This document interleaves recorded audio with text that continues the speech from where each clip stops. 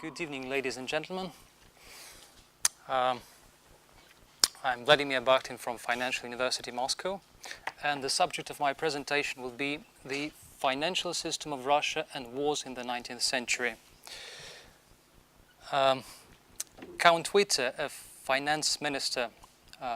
Russian finance minister, characterized the 19th century as an epoch of militarism. This conclusion was based on the fact that military conflicts and wars were almost a constant phenomenon of Russia of the time. And this, of course, led to high military expenses. Actually, the share of military expenses in Russia's total expenditure rarely went below 30% throughout the century. Based on this figure, one can't help but admit that wars did play a crucial role in the country's finance.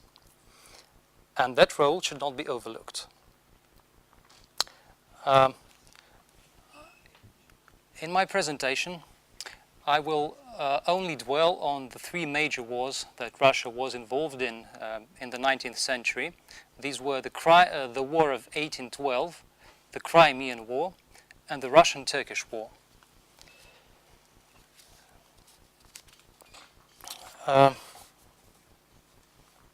Just a second. As I have mentioned above, the share of military expenses remained high throughout the century, but the war periods naturally demonstrated peak increases in military expenditure, both in absolute and relative terms. And you can see the figures in red, although the share of military expenses remained almost at about the same level, but the military expenditure growth rate reveals the fact that military expenditure did increase rapidly, like in 1812, 34%, 1813, 55%.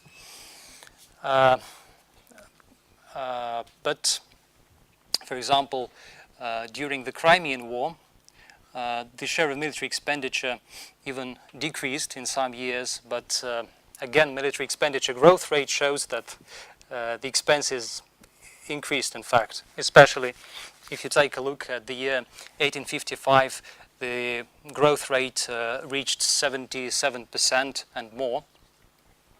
That's incredible. The story actually repeats in 1877, 1878 during the Russian-Turkish War. Now let's move forward. I have addressed the importance of the war's phenomenon on the whole.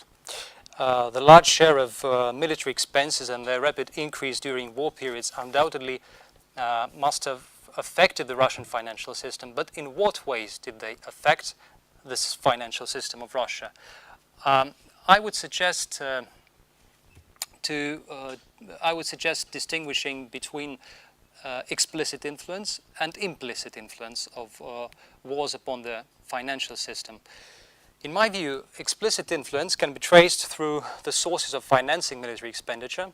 Those were mainly borrowings and paper money issuing. And implicit influence can be regarded as paradoxical because wars brought about monetary circulation distortions. But on the other hand, financial know-how, as I have termed them, would appear in wartime. I will provide examples of both further on. But first, let me address the explicit influence exerted by each of the wars on the Russian financial system as reflected by excessive borrowings and paper money issuance. I will be giving some figures. However, one has to be sort of careful with those figures because the Russian statistical data at the time were, to put it mildly, far from accurate. But anyway, they show the main trends. Right, so explicit influence borrowings during the War of 1812. It should be noted that just prior to the War of 1812, Russia waged numerous wars with different European powers, France, Turkey, Sweden, and we even had military conflicts with England. That all took place just in the first 10, 11 years of the 19th century. Had Russia hardly signed a peace treaty with Turkey in 1812, as the war of another war with France broke out that became known as the War of 1812 in Russia. The main task for the Ministry of Finance was certainly finding money to cover the war expenses. Getting loans abroad was very hard because Russia had not repaid its previous external debt fully, and the country's credit of trust had been undermined.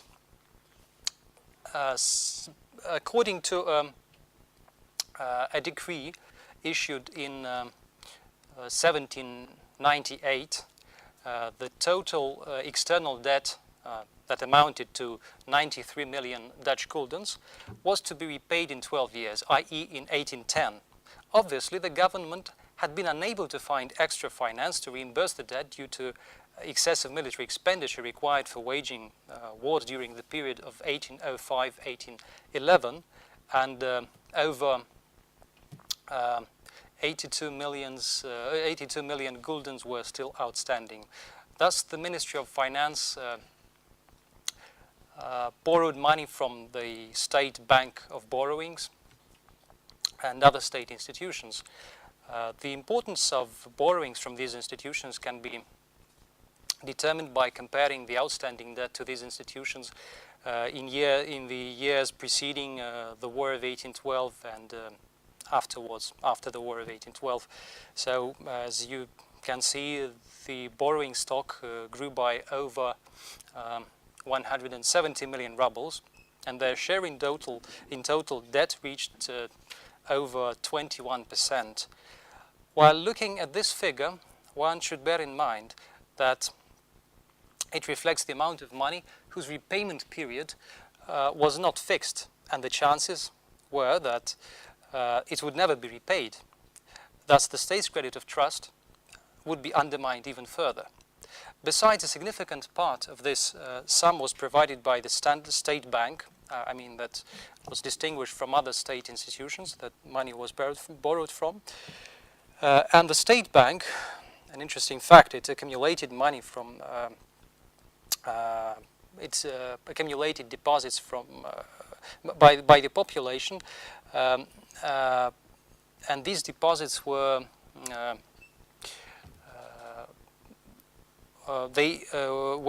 didn't have a fixed term, so the money could be reclaimed anytime. Thus, this made this source of finance very unstable. However large the debt mentioned above was, I have only provided, some hints as to the extent to which this source of finance, borrowing from the state institutions, was used. However, at the same time, paper money issuance played probably an even greater role in financing the war. To see that, one just has to take a look at the assignats or assignations that the paper money of the time issuance growth in the period preceding the War of 1812 and their growth after the war. Unfortunately, I don't have yearly figures for the years of 1812 up to 1815, but judging by the extent to which the stock of assignations had grown by the year 1816, we can assume that, of course, during the war, a lot of paper money was issued. And again, looking at these figures, we should bear in mind that they reflect a growth of state debt outstanding to the population, while authorizing officially the holders of assignations to receive precious coins in exchange. In fact, assignats could not be exchanged into silver. Thus, every paper ruble issued added to the non-repayable debt of the Russian government. The results of the explicit influence, the results of the War of 1812 can be summarized as follows. the non-repayable debt, including paper money issued, grew by over 240 million rubles. Second, due to excessive issuance of assignations, the prospect of restoring their exchangeability into precious coins was postponed for the distant future. And I believe that that was enough for reforms. That was an obvious need for reforms. And I would also like to mention one curious consequence of the War of 1812. Once peace had been restored completely, there had been no issuance of non-exchangeable paper money in Russia until the Crimean War. Interestingly enough, we had a period of 43 years from 1773 till 1816 of widespread usage of non-exchangeable paper money as a means of financing military expenditure as well as for the purpose of budget support. In contrast, during the following period of time, from 1816 to 1854, issuing of paper money was avoided. Now let's move on to the Crimean War. Again, following the same pattern, explicit influence borrowings. We know that the Crimean War was to a large extent financed by borrowings. The following borrowings were undertaken during the war period: to external loans that delivered over 90 million rubles, borrowings from the state banks, again over 200 million rubles, but that was in fact that was non-repayable debt, because this money was borrowed with no repayment term fixed, which meant that they would hardly ever be repaid. And borrowings from the Commission for State Debt Reimbursement, over 12 million rubles. This was in fact a double blow for the financial system, as on the one hand the borrowings were made on a non-fixed term basis, and on the other, money was borrowed from the institution that was supposed to reimburse the state debts. Thus, other creditors were deprived of their lawful proceeds. And the last treasury bonds issue, 90 million rubles, those were initially bonds with 8-year maturity period that were prolonged on a permanent basis and never repaid. So total borrowings amounted to over 400 million rubles, including over 300 million rubles of non-repayable debt.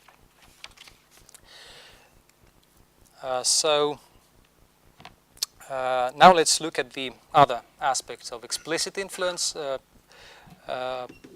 paper money issuance. Sorry, only 5 minutes left. Okay, I'm afraid I will have to speak some. I will have to skip a few slides.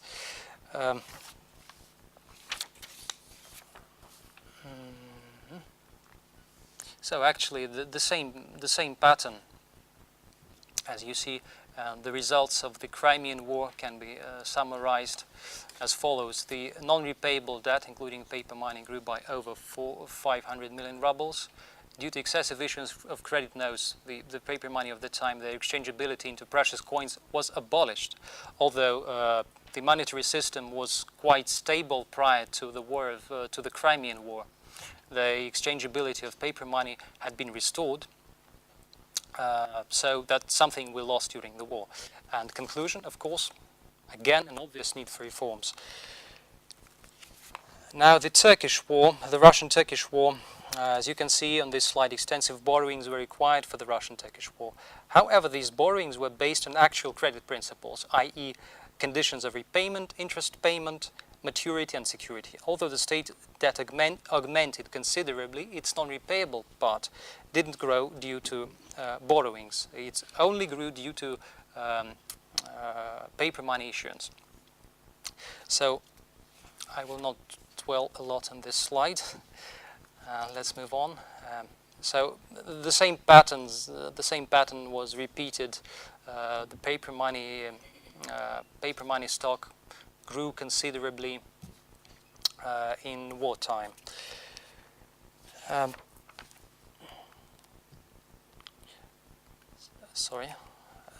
The results of the Russian-Turkish War, one interesting feature is that the state debt was actually managed in a better way than before.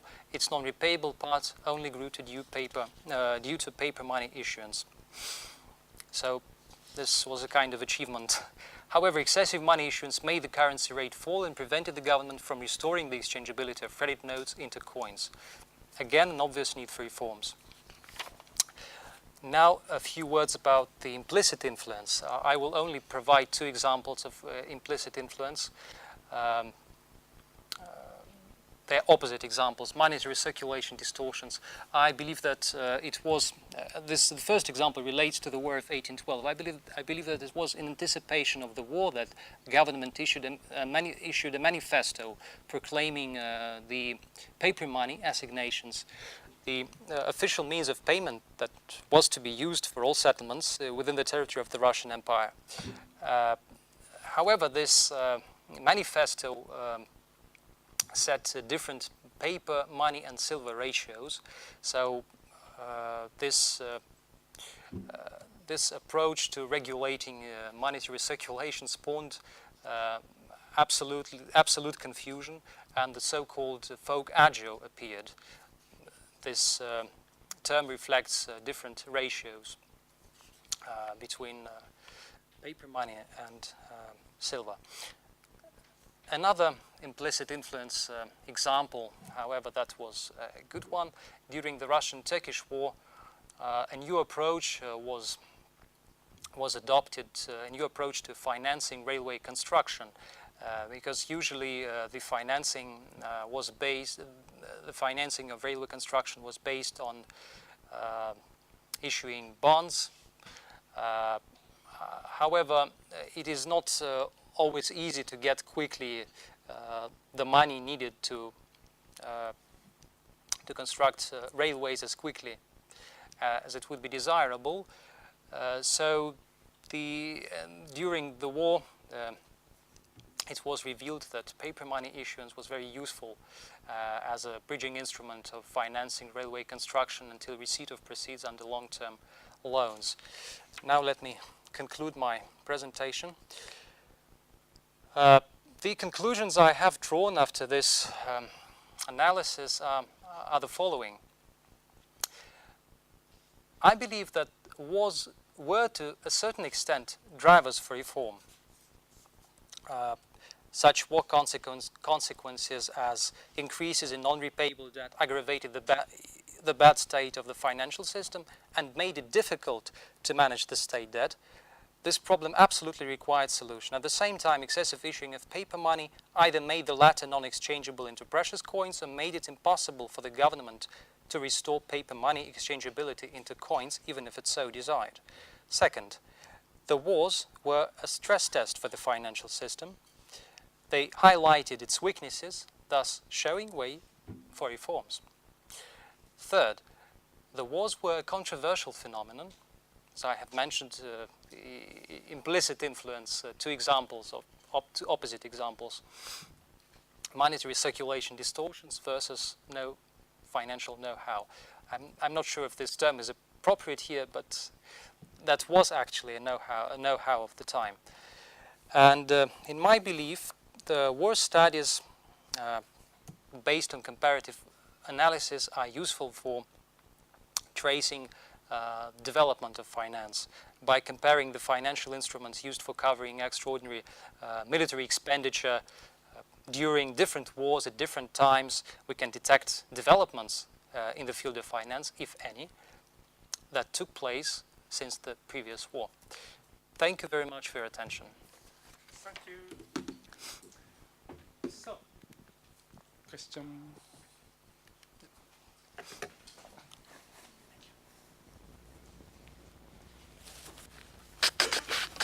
Thank you very much. I think you addressed very, very crucial questions. I would even go farther to your conclusion, to the fact that wars actually play a big role into the shaping of financial systems. And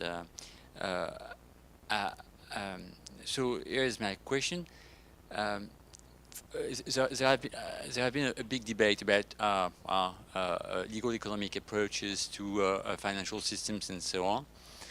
And do you think that you can reconcile the ideas of legal structure, contract enforcements, and so on, with a question of wars or just even the menace of war into the Russian case. For example, is the fact that the war was a menace or was an actual phenomenon going on did have an impact on the overall legal structure, which constrain the financial system, the payment system, and so on. That is on a more general basis than just the actual impact of war on public finance. Would you please reframe it? You know, there's all these theories about like Schleifer, Vishnu, Laporta, Silanes, and so on, about the impact of a legal system on the financial structures in a country, whether it's bank-based, market-based, for example.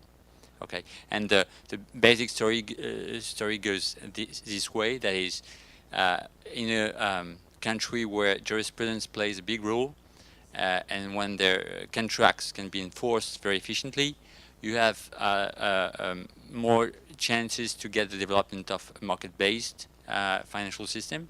Whether in a country where a contract enforcement is not so good, you will have more chances to get a bank-based system. And in the case which is here, contract enforcement is not very good, of course, because there are so many wars, and during wars, contracts, and the most important contracts, that is monetary contracts, are not enforced by the state. So that's the story. And my question is, would you go farther than your conclusion so as to conclude that wars did have an impact on the overall financial structure in Russia? Nonetheless, in terms of financial institutions, but also on the legal framework in which those institutions develop. Of course, actually, this is the general idea that I tried to convey in this presentation, that wars did play a crucial role in the development of finance, and they did have influence upon the whole financial system. I've only considered,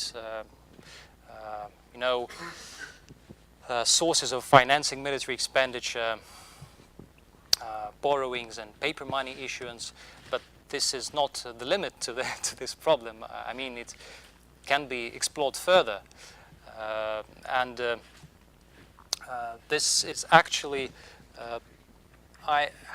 I only started working on this problem a few months ago, and this is actually the first step towards something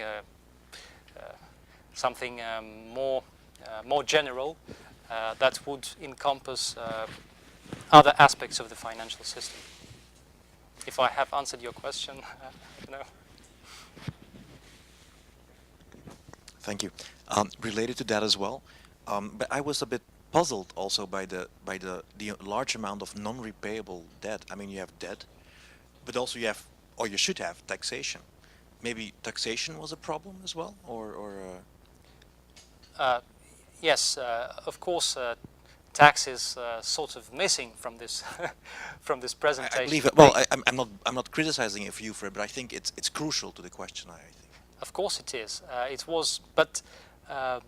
Actually, although I haven't got concrete figures in this presentation or with me at this table, I can tell you that taxes, though playing also an important role in financing military expenditure, of course the government tried to squeeze out of the population as much as it could.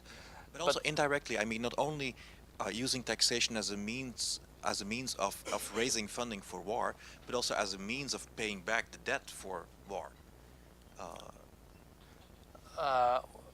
Well, you see, there's another issue. Actually, when I was talking about non-repayable debt, it was non-repayable sort of by nature, as in the case of paper money issued. It was officially, it was a debt. Yeah, but I mean, it happened quite often, so you would expect it to destroy creditors' confidence, at least. I think that repayment of debts is is another subject that I have not touched upon in this presentation. Thank you.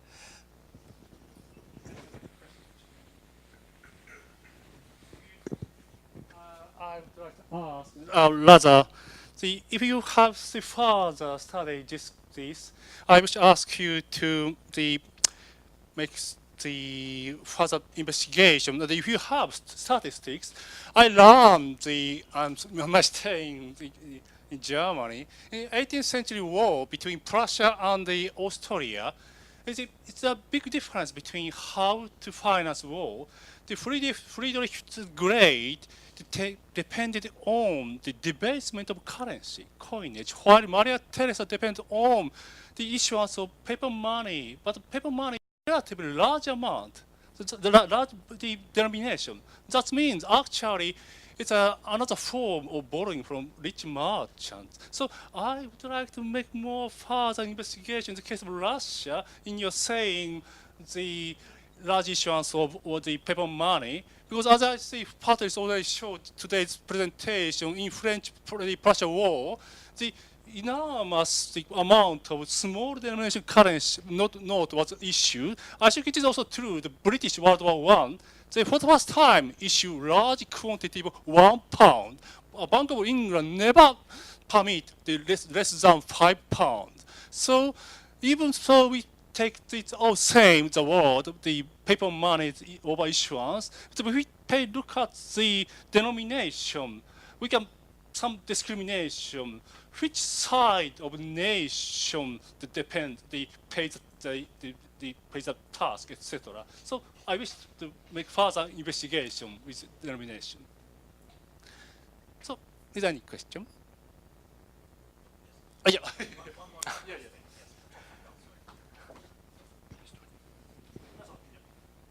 Also had to do with your question, actually.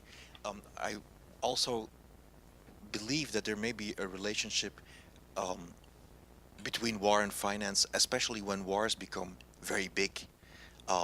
Especially towards the turn of the century, when Russia goes to war. I mean, or I'd say after 1900, when Japan goes to war with Russia, for instance, then you see that wars become really expensive. People have called the Russo-Japanese War for that reason World War Zero, because it's actually the first World War scale like of thing, like an all-consuming kind of thing, and I believe it's not accidental that Russia before also adopted the gold standard, right? Because it sees that wars cannot simply be funded anymore by domestic borrowing alone. You need access to foreign capital for that as well, and I think in that respect as well, it channels financial innovation. Sorry. Was that a question or just a comment? But By the way, your point is very interesting because at the end of the Russian-Turkish War, it was actually for the first time in Russian history that some duties were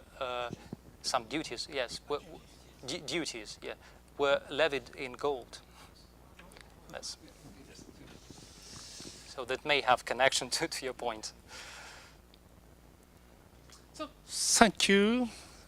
Thank you very much. For the meeting.